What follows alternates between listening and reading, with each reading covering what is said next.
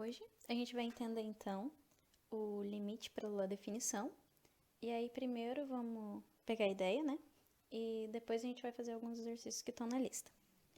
Então a primeira coisa que a gente vai reparar aqui é a seguinte: a gente tem um x aqui e eu escolhi um ponto A qualquer para essa função.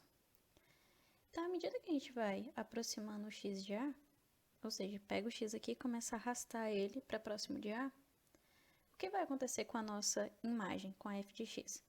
A f de x ela tá aqui, né? Para esse x, esse é o f de x. Então, à medida que o x anda para cá, a nossa f de x vai começar a subir e ficar bem próxima desse L, porque esse ponto vai começar a andar aqui em cima. Do mesmo jeito, se eu pego um x aqui maior que A e arrasto esse x até chegar bem pertinho de a nossa f de x, que está aqui em cima, vai começar a descer e ficar próxima de L. Então, quando a gente tem esse tipo de comportamento, a gente fala que o limite, quando x tende a A, então, x tendendo a A, da f de x, que é esse gráfico aqui, é L. Nesse caso, o L nada mais é do que o f de A, mas nem sempre é assim. Eu vou animar esse desenho para que fique claro isso que eu estava explicando.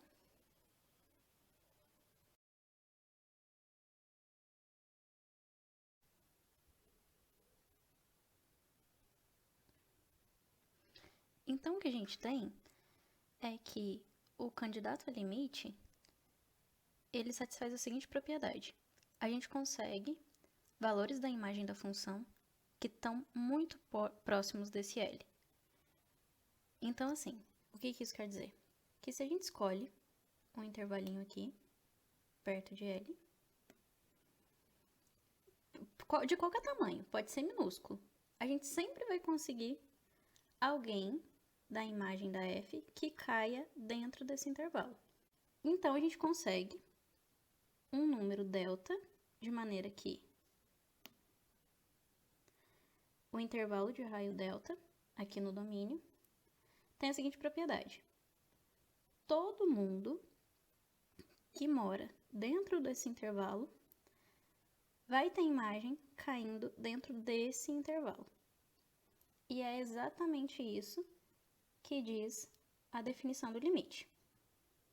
Formalmente, o que diz a definição é o seguinte: que o limite da f de x é L, sempre que, para qualquer tamanho de intervalo que a gente pegar em volta do L, a gente consegue um delta, né, um número, de forma que todo mundo que estiver dentro desse intervalo vai cair dentro desse intervalo que a gente escolheu em volta do L.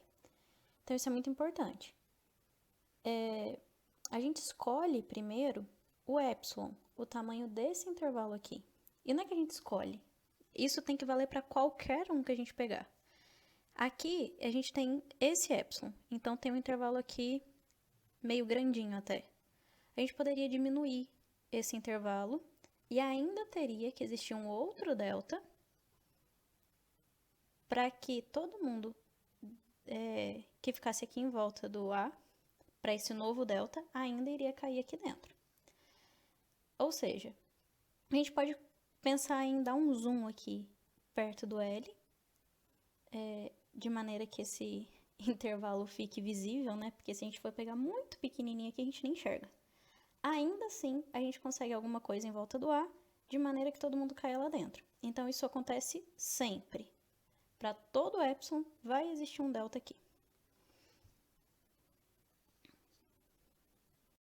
Uma outra coisa que eu mencionei lá no começo do vídeo foi que nem sempre o limite vai ser o f de A. Então, só para evitar talvez uma ideia errada, não é sempre que a gente vai tentar calcular um limite e basta calcular a f no ponto. Isso não é verdade. Aqui acontece isso, vai ter vários exemplos em que isso acontece, mas isso não é a regra. Então, vamos pensar no seguinte exemplo. Faz x ir para infinito. Pega x e vai crescendo com ele indefinidamente. O que acontece, então, num exemplo assim? Eu vou colocar uma animação agora em que o x tende para infinito e mesmo assim existe o limite.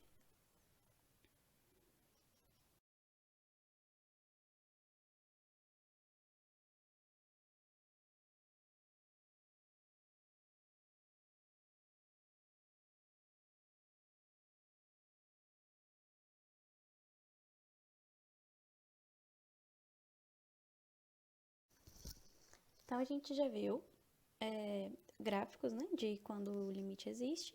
E aqui eu vou só ilustrar como seria mais ou menos a carinha de um gráfico de uma função que o limite não existe em um ponto. O ponto que eu escolhi aqui foi o a, que é o ponto de descontinuidade da função. E aí, pensando na definição do limite, vamos ver por que isso aqui não tem limite, né? O que a gente tem que observar primeiro é que se eu aproximo do a por valores menores do que a, se eu pego um x e começo a arrastar o x até o a aqui, por esse lado, a função é constante.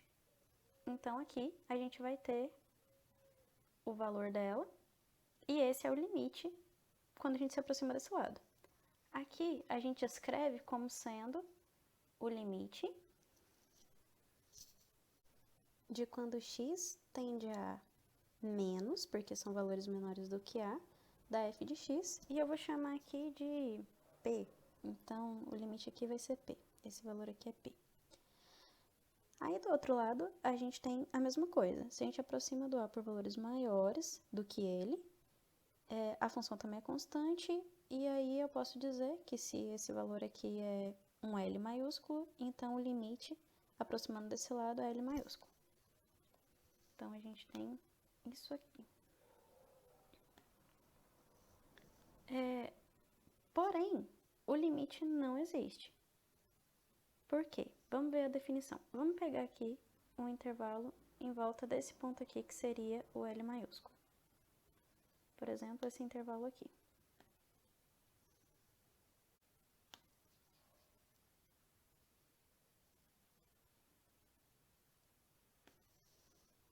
Então, aqui esse intervalo, ele tem centro L, que é o valor aqui da função, e ele tem raio epsilon. Então, aqui seria L mais epsilon e aqui embaixo seria L menos epsilon. Se eu pegar qualquer intervalo aqui em volta de A, pode ser bem pequenininho, mas qualquer um que eu pegar, vai acontecer o seguinte: os valores que estão desse lado, que são maiores do que a função vale L e, portanto, caem aqui dentro, só que qualquer valor do lado de cá, do lado esquerdo, a função vale P. E o P está aqui.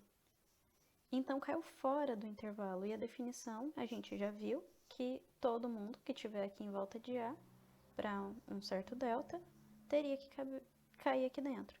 E aqui não adianta, eu posso diminuir o quanto eu quiser esse intervalo, que sempre vai pegar alguém que seja menor do que A, e esse alguém menor do que A vai cair fora do intervalo que está em volta do Lzão. E a gente pode fazer um raciocínio análogo para o que está acontecendo aqui embaixo.